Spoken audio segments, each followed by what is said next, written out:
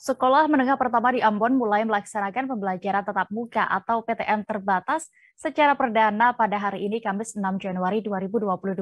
Seperti di SMP Negeri 6 Ambon, Kepala Sekolah yakni Sepnat Gasperes mengakui peserta didiknya sangat antusias untuk belajar di sekolah.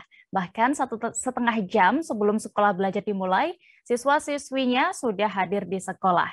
Informasi lebih lengkapnya dan juga bagaimana pantauan di sana akan dilaporkan oleh rekan jurnalis Tribun Ambon, Tanita Patiyasina. Halo rekan Tanita.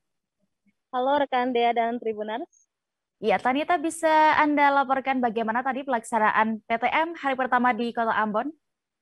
Baik, rekan Dea dan Tribuners, hari ini merupakan hari pertama pelaksanaan pembelajaran tatap muka PTM terbatas di Kota Ambon, khusus untuk SMP.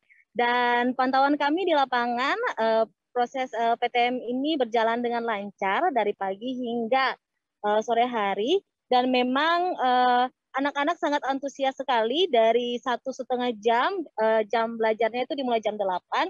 Tapi dari setengah 7 itu sudah mulai anak-anak itu sudah pada masuk. Dan untuk mencegah kerumunan juga, memang sekolah dan pemerintah mempersiapkan sebaik mungkin protokolnya. Jadi di pagar itu sudah mulai dibaris-bariskan juga siswa-siswanya agar tidak terjadi kerumunan dan mencegah penularan atau penyebaran virus corona pada saat PTM berlangsung. Begitu rekan Dea. Ya, lalu bagaimana berdasarkan pantauan Anda tadi model atau sistem pelaksanaan PTM di Ambon ini? Ya, rekan Dea dan Tribuners, PTM kali ini menggunakan dua metode. Jadi pembelajaran tatap muka di sekolah dan juga PJJ atau pembelajaran jarak jauh ya.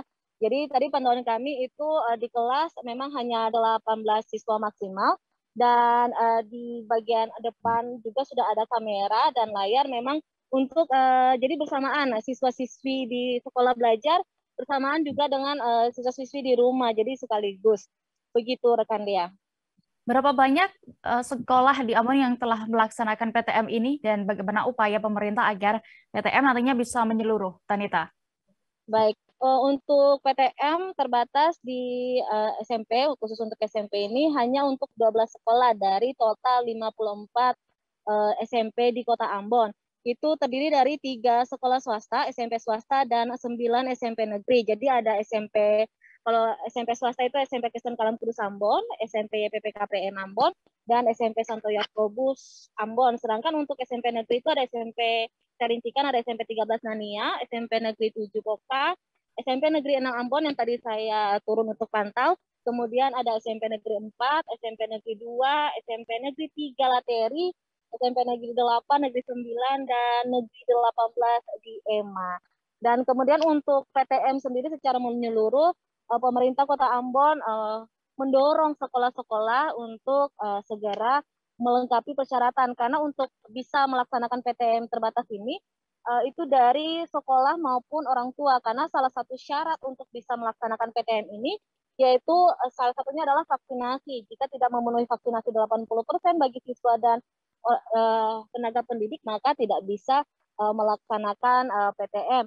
Dan selain itu untuk syarat-syarat yang lainnya seperti penyediaan fasilitas protokol kesehatan juga harus dilengkapi oleh sekolah-sekolah. Begitu rekan Dea. Baik, terima kasih rekan Tanita untuk laporan Anda dan Tribuners terkait ini. Rekan jurnalis kami tadi juga sudah mewawancarai sejumlah pihak terkait. Berikut liputan lengkapnya. Sekolah siapkan semua, hand sanitizer, termogan, terus itu apa di kelas-kelas itu pembatas meja itu disiapkan oleh sekolah semua. Nah, kita harus menjaga, kita harus buat prokes yang betul-betul sehingga itu menghindari. Ini terkait dengan masalah kesehatan anak. Nah, kalau kita biasa-biasa saja, ya bisa saja itu kita tahu, tapi kita atur sekali batas-batas tertentu sehingga anak itu untuk mau bersentuhan dengan satu teman dengan yang lain itu agak sulit. Ada batasnya, sudah ada batas. Jalur masuk juga sudah diatur, ya. Jadi untuk sini semua ruang kelas itu sudah ada tempat cuci tangan, dari tempat cuci tangan.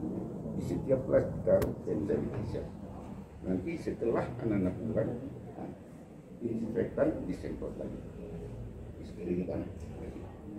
Sudah di mulai hari ini pembelajaran tatap muka terbatas sudah mulai berjalan untuk 12 SMP dan sederajat yang menjadi contohan.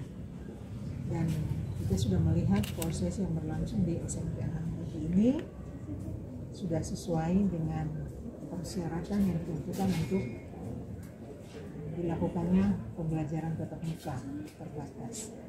Ini masih hybrid, jadi karena dimulai dengan 50%, maka 50% di sini di sekolah dan 50%-nya mengikuti secara PJJ, pembelajaran jarak jauh, dan itu nanti akan diatur oleh pihak sekolah untuk shift itu berubah berganti. Ada waktunya nanti yang mengambil dari rumah akan di sekolah, dan yang di sekolah akan mengambil dari rumah.